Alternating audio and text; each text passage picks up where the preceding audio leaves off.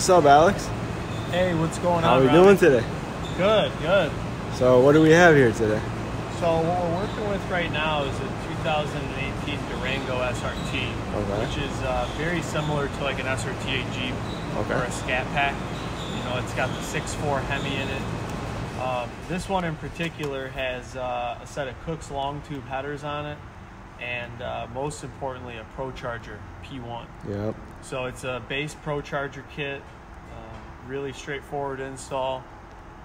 With the headers, this one's making only about 5.8 PSI right now, and we picked up about 150 wheel horsepower over stock baseline. Wow, it's not bad at all. No, definitely not. He's gonna notice that difference. Definitely. Yeah. So would you say this is a reliable setup? Yeah, I'm glad you asked that, because we've had some people comment before.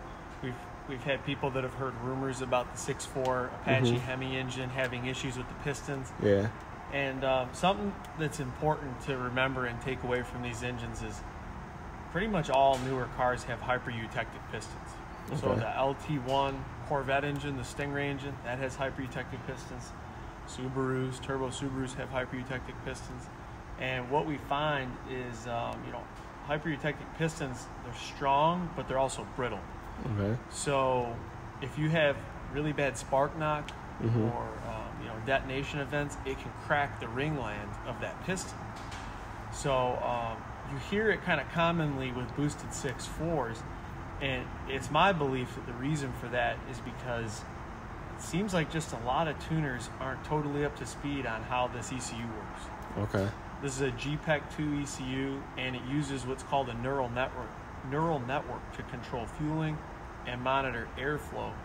And I'd be lying if I said I didn't have vehicles come in here to get tuned, and I'll pull the file off of it to see if it's a stock file or what, and I see that some of these tuners aren't tuning the neural network properly. Okay. So a long story short is that we'll do a baseline on a car that was previously tuned and what is my opinion incorrectly, and we'll see that they're running very lean at high RPM. And the problem with the neural network is it'll do that on its own.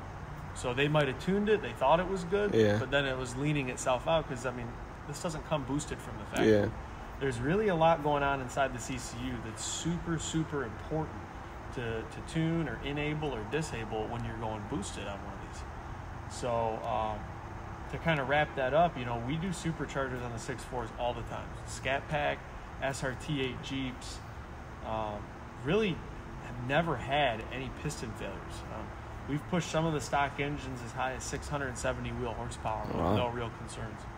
Now keep in mind that's on E85 fuel. This one runs on 93, and I'm very comfortable giving this back to the client at 540 wheel horsepower, and as long as he respects it, I think that it's going to be just fine and it's going to be reliable. So I'm glad you asked that, because I wanted to address that. Yeah. Some people that had those concerns. Yep. All right. Well, thank you.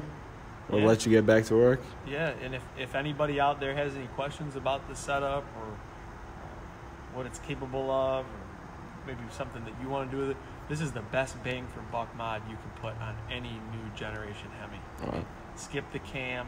You don't even need headers. I mean, just slap the blower on, and it is a night and day difference. All right. Cool. Thank you. Thanks, man.